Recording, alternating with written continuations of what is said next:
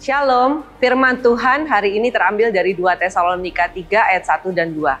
Selanjutnya saudara-saudara, berdoalah untuk kami supaya firman Tuhan beroleh kemajuan dan dimuliakan, sama seperti yang telah terjadi di antara kamu, dan supaya kami terlepas dari para pengacau dan orang-orang jahat, sebab bukan semua orang beroleh iman.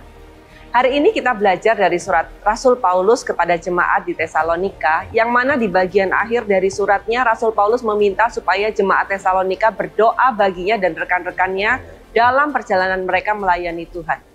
Rasul Paulus menyadari bahwa tidak mudah menjadi pelayan Tuhan yang bertugas memberitakan Injil dan melayani jemaat. Tidak hanya harus mengajar orang-orang tentang keselamatan dalam Tuhan Yesus Kristus, ia juga harus menghadapi pertentangan dari kalangan orang-orang yang tidak suka dengan pengajarannya. Karena begitu sulitnya situasi yang ia hadapi, ia minta dukungan doa kepada jemaat di Tesalonika.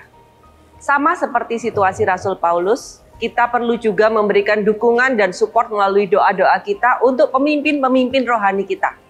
Apa yang mereka kerjakan bagi pekerjaan Tuhan itu tidak mudah. Banyak hal yang harus dilalui, tantangan, rintangan, cobaan, dan hal-hal lain yang mungkin kita tidak pernah mengerti.